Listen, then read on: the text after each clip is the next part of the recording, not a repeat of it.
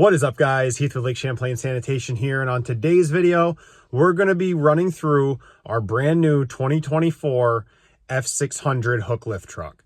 As many of you guys know, we've been running the F600 chassis for about 3 years now. Our first setup was a 7.3 liter gas with a Swaploader SL145 Hooklift kit on it, as well as a Harps Tarps automatic tarping system with a hydraulic adjustable gantry. I know that's a lot of verbiage if you've never watched a Hooklift video before. We're going to get into this video, break down what all that means. Basically, this truck is the same build, except with new and improved tarp, new and improved SL160, and we have the nice 6.7 liter Power Stroke engine. So we're going diesel on this truck. We'll talk to you guys about why we did that in this video. So be sure to watch to the end. We're going to reveal how much this truck build cost in 2024. At the making of this video, it's December 2024. We took delivery of this truck back in October.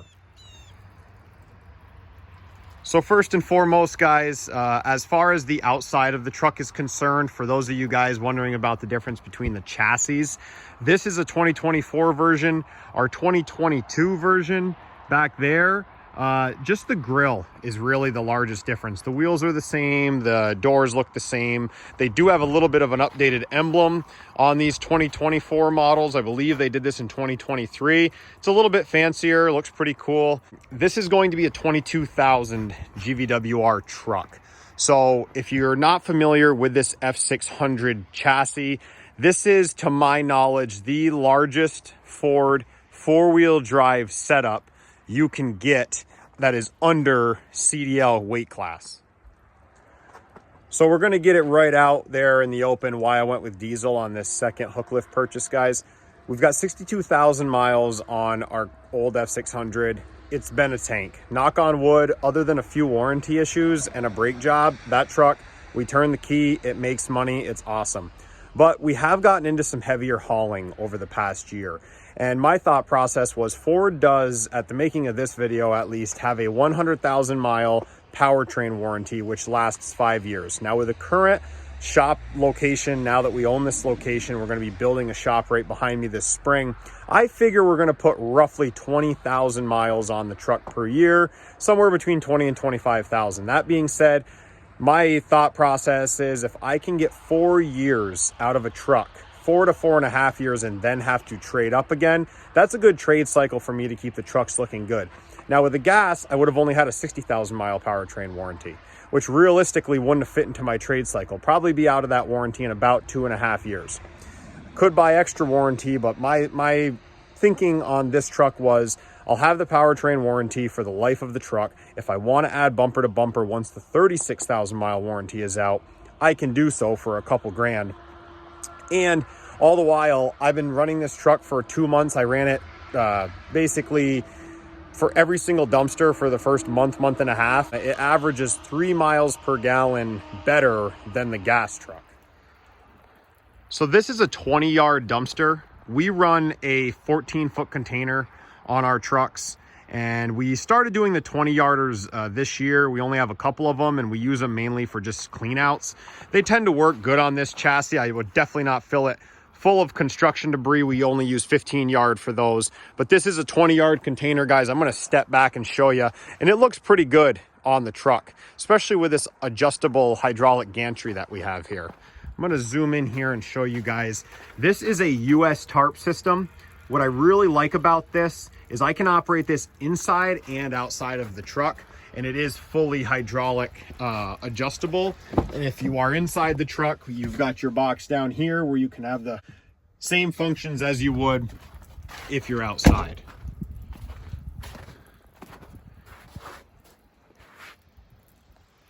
If you guys are wondering about the model, this is the Waste Warrior. This video is not sponsored by US Tarps. This is what David at Hale Trailer and Wheel recommended we go with, and he did this whole build. So a little shout out to David Zile down at Hale Trailer and Wheel. David, if you watch this, thank you for the awesome customer service on this truck. One key difference I like, guys, is how when Hale put the rear bumper assembly on this, the first one we did ourselves just out of like a swap loader manual, basically. This is real nice fit and finish with all the DOT tape, all the lights. You've got your plate light tucked in with some, you know, weather protective plastic on it, your backup alarm right out in the open. And I really do like how they factory mount backup camera, which is an option our other truck doesn't have. Just real fit and finish. Again, we did our first truck semi ourselves with the help of a couple fabricators. These guys are pros and they do it all the time. So to the naked eye, guys, the SL160 doesn't look a lot different until you get up to the actual hook itself. The biggest change here from our first truck is what they can call a fixed 36-inch hook. This here is a 36 54-inch adjustable hook. David talked me into it. As we go down the road and as I've learned more about the dumpster business, the 54-inch hooks seem to be easier to see the hook. It's less that the hook has to go down to hook on to the dumpster. And industry-wise, I think everyone graduates to that as your trucks get bigger. So not that we have any 54-inch hooks right now, but in the future, if we do get into bigger trucks down the road for some reason, or our dumpsters, we want to buy used ones, this 54-inch option is the biggest key difference with the SL160 that we don't have on our 145. Now you're asking maybe like, what does the model number mean? So the SL145 stands for Swaploader with a 14,500 pound capacity, so just over 7 ton. This is an 8 ton, so 16,000 pounds is where the 160 comes in. And the SL160, to my knowledge, also replaced the 145, so they don't make the 145 anymore. This is just an upgraded unit, but all your grease points and the way it operates is exactly the same as our other one, other than the fact it's got an adjustable hook. Little stuff that my father and I did, guys. He loves to make stuff really efficient, so he put this board box on. We didn't quite have enough room to put the 2 boards that we normally keep with every container in this box, because we wanted to have a ladder. And with the way that this mast is set up, we didn't want the ladder pushing against this this hydraulic line right here. So we put our ladder in here, and the space here only gave us so much. We only had so much room to put this box on and still be able to bolt it to the frame. But we do have our broom and shovel set up. Again, this is something we did. This is just PVC pipe spray painted black with a couple tools that we use when we have to sweep out or shovel out dumpsters. And then we keep our boards right here. We only have like I believe it's like a 28-inch board that we keep with the container, and we put those down on almost every single driveway just to, you know, save the customer's driveway. As we move on to the interior, guys, this is probably familiar to any of you that have a swap loader. Same as our 2022 truck, we have our jib controls, and I like this little joystick deal. One thing I will tell you we did ourselves is we basically hardwire this together, like crimped and soldered it together. There's like a lot of connections in here to go into this little box, and I thought I would need this to be extended so I could use it outside of the truck. So from the factory, they put a plug in it, and the plug pins broke very quickly, but it was not their fault. It was just I had a piece in here that I didn't need. I no longer have that piece. But if you guys are going to get a truck like this, I would recommend having it set up like this, where everything is like tied right in together, no extra plugs. Our 2022 didn't have it, so this works excellent now, and I would highly recommend doing your controller this way. So the screen in the 2024, guys, I'm sure if you've watched any videos on Super Duties from 2023 to 2024, is obviously bigger, which is nice. It's got a different gauge. It's a little fancier, you know, the door panels and stuff. This is just an XL trim, but the door panels are a little fancier. I really like the backup camera being put into this screen. It's huge. Actually, show you guys a video of that. So when we put the truck in reverse, we have a nice backup camera, big clear camera, works awesome. We got our exhaust brake up here, which is different than the gas. So it's got 2 settings. You can have either, it's got the engine brake on, which is like a little more aggressive. It seems like when it's downshifting, the exhaust brake is pushing a little harder. And then you can put it on auto, which I always leave it on auto when I'm loaded, and it just seems like it's a little easier, a little lighter on the truck. As for the steering wheel, again, XL trim with Power Equipment Group. Just has a lot of nice features here. You can turn your radio up, you can answer your phone, you can set your cruise control, of course, and power everything, which is really cool. Automated headlights and all that good stuff.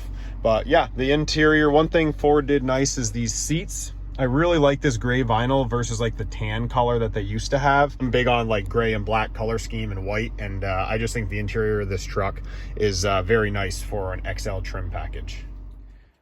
This doesn't have a ton to do with this truck, guys. We do this in both trucks, but a couple tools that are awesome to have. We only have one grinder. We switch it between trucks if we're going to a job where we know we got to cut some metal or something.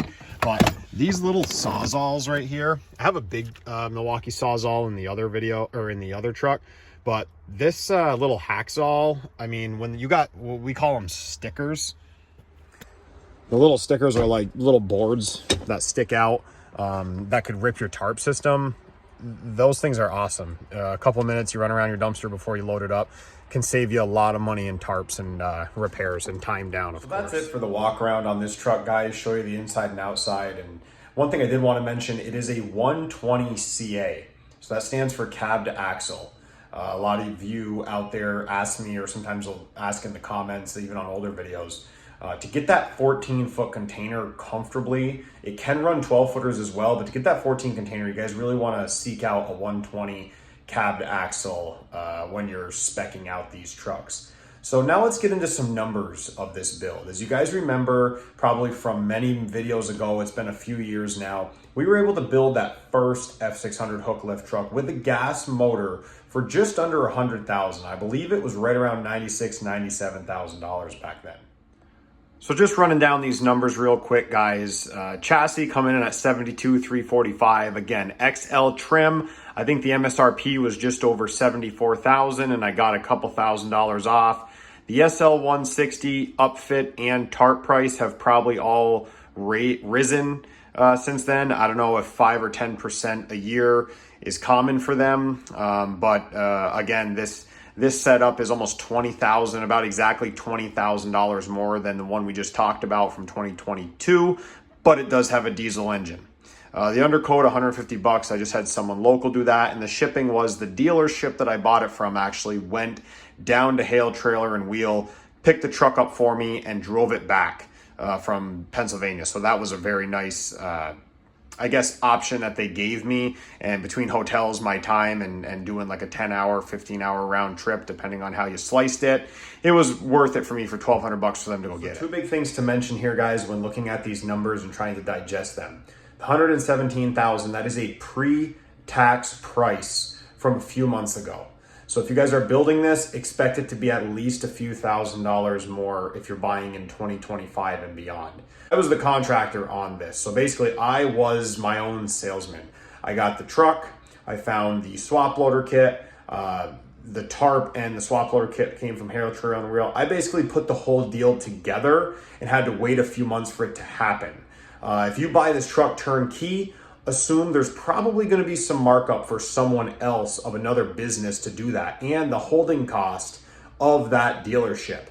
I can already see in the comments, people are going to say, I can't find a truck for under 125, 130. Well, there is some pricing built into having that employee for that dealership physically get this whole deal put together, and then it's got to sit on their lot, on their floor plan, or on their credit line until you buy it.